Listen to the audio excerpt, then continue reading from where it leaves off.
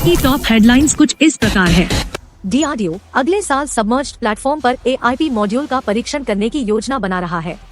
Saffron ने भारत में Rafale M88 इंजनों के लिए एमआरओ सुविधा की घोषणा की। आईएएफ ने रोटोडोम एवैक्स के लिए योजना छोड़ते हुए AWCS Mark II प्रोग्राम को उड़ान भरने के लिए तैयार। AMCA भारत अधिकारियों ने फेज 1 में 400 इंजन के लिए आदेश करने के लिए संभावित रूप से सहमति दी है।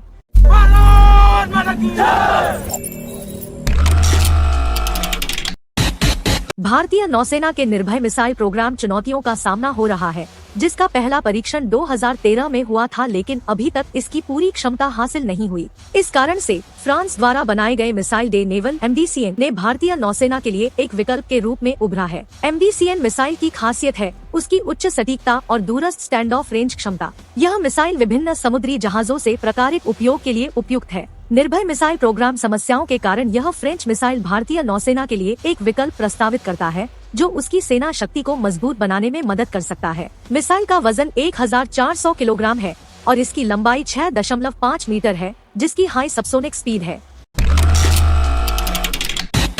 डीआरडीओ ने भारतीय नौसेना की शक्ति को बढ़ाने के लिए महत्वपूर्ण कदम उठाया है, जबकि इसके तहत cutting edge fuel cell air independent propulsion AIP module के परीक्षण की तैयारी की जा रही है। यह मॉड्यूल अगले साल एक डूबे हुए प्लेटफॉर्म पर परीक्षण करने की योजना बन रही है, जिससे इसका अनुकूलन और 2025 के बाद भारतीय नौसेना के इंस्कल्वरी क्लास पनडुब्बियों पर परीक्षण हो सके। यह उपलब्धि न केवल पनडुब्बियों की क्षमताओं को बढ़ाएगी, बल्कि समुद्री रक्षा में भारत की पोजीशन को मजबूत करेगी। AIP प्रौद्योगिकी अभिवादनी पनडुब्बियों के लिए एक गेम चेंजर है, जो उनके अंडर वाटर धैर्य और छिपाव क्षमताओं को बढ़ाता है।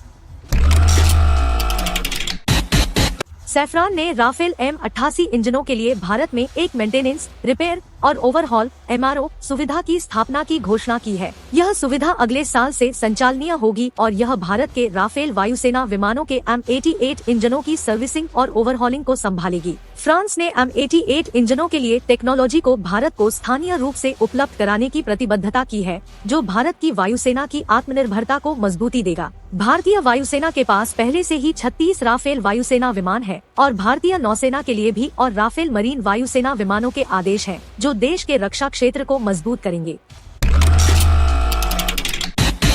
डीआरडीओ का AWCS Mark II प्रोग्राम, जिसका उद्देश्य भारतीय वायुसेना के लिए 6 नए airborne early warning and control AWC वायुयान विकसित करना है। अगले साल डीआरडीओ के 319 अनुसंधान फ्लाइट टेस्ट बेड FTB वायुयान पर संवेदक परीक्षणों को शुरू करने की तैयारी में है। इस परियोजना को 2025 में और आगे बढ़ाया जाएगा, जिससे उम्मीद है कि पहला वायुयान 2026 तक उड़ान भरेगा। 319 और 321 प्रकारों का उपयोग करके यह कार्यक्रम भारतीय वायुसेना की वायु सतर्कता क्षमता को सुधारने में एक महत्वपूर्ण कदम है। वायुसेना के साथ ही डीआरडीओ ने भी बताया कि यह प्रोग्राम 2027 में संवेदक ट्रायल्स के साथ शुरू हो जाएगा। सफरान और GTRE के सहयोग से एक उन्नत इंजन के लिए भारतीय वायुसेना के 5वीं पीढ़ी advanced medium combat aircraft AMCA लड़ाकू विमान को चलाने की योजना प्रगति कर रही है। भारत अनुमानित रूप से 400 इंजन खरीदने का समर्थन कर रहा है, जिनकी थ्रस्ट क्लास 110 किलोन्यूटन होगी। इन इंजनों का उत्पादन मध्य 2030 के दशक में भारत में होगा, जो विमान के कुल मूल्य का लगभग 30% होगा। इस सहयोग के तहत भारत और फ्रांस इंजन के लिए संयुक्त धार्मिक संपत्ति के स्वामी बनेंगे। हालांकि भारत को निर्यात अनुमतियों पर पूरा नियंत्रण रहेगा। तकनीकी सहयोग के पहले चरण में भारत को करीब 80% ट्रांसफर ऑफ टेक्नोलॉजी प्राप्त करेगा।